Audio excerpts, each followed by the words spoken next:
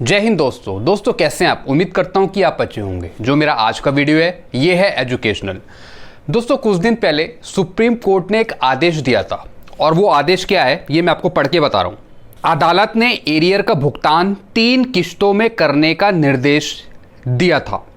25% नगद में 3 महीने में, अन्य 25% अगले 3 महीने में और बाकी जो बचा हुआ है 50% वो जून 2023 तक। दोस्तों आप ये जानते हैं किसका एरियर है? ये एरियर है जुडिशल ऑफिसर्स का, न्यायिक अधिकारियों का।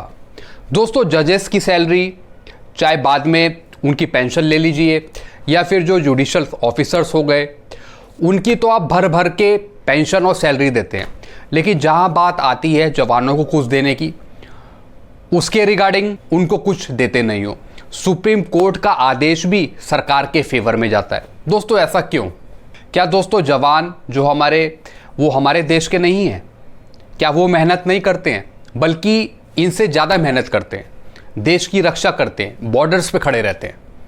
लेकिन दोस्तों सुप्रीम कोर्ट यहाँ पे पेंशन रिवाइज करने की बात किन के लिए कहता है? अपने न्यायिक अधिकारियों के लिए, अपने काम करने वाले लोगों के लिए। लेकिन जब पेंशन बढ़ाने की बात या फिर ओआरओपी को ठीक करने की जो मांग है वो सब फेवर में चले जाती है सरकार के, जैसा कि आप देख ही रहे हैं। दोस्तों ऐसा क्यों? ऐसी दोस्तों जैसा मैंने आपको बताया कि सुप्रीम कोर्ट ने अभी एक आदेश दिया था कि जो न्यायिक अधिकारी हैं, जुडिशल ऑफिसर्स हैं, उनको आप बढ़ा हुआ वेतन लागू करें। यानी जो उनको मिल रहा है वो तो ऑलरेडी ज़्यादा है, उससे और ज़्यादा उनको लागू करें वेतन, और इसका जो भुगतान है वो आगे आने वाले महीनों में पे करें। दोस्तों ये बात कुछ हजम नहीं होती है। आप एक तरफ तो OROP 2 का जो मसला है उसके रिगार्डिंग आप सरकार के फेवर में बात करते हो।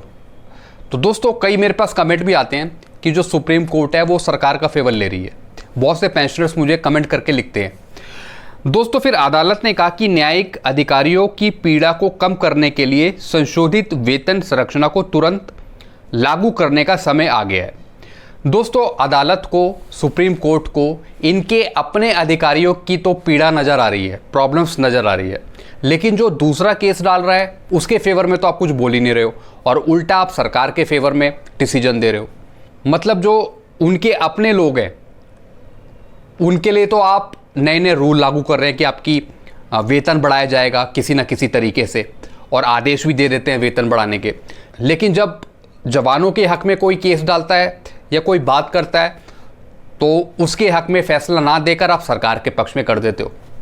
दोस्तों ये मुझे लगता है कि थोड़ी सी ये कमी है कि इस तरीके से ये काम होते हैं कि आप अपने अधिकारियों के लिए सब कुछ कर देते हैं, उनकी पेंशन बढ़ाने के लिए ऑर्डर पास कर देते हैं, आदेश दे देते हैं सरकार को, लेकिन जब जवानों के हित की कोई बात करता है या उनकी पेंशन रिवीजन के लिए कोई काम की बात करता है तो उससे आप पीछे हट जाते हो और फिर वो आप डिसीजन सरकार के फेवर में कर देते हो। तो दोस्तों इसके रिगार्डिंग मैंने आपको ये चीज़ समझाई। तो दोस्तों आई होप ये आपको वीडियो पसंद आया होगा। आपको वीडियो अच्छा लगता है वीडियो को लाइक करें और चैनल को सब्सक्राइब कर सकते हैं दोस्तों। Thank you so much.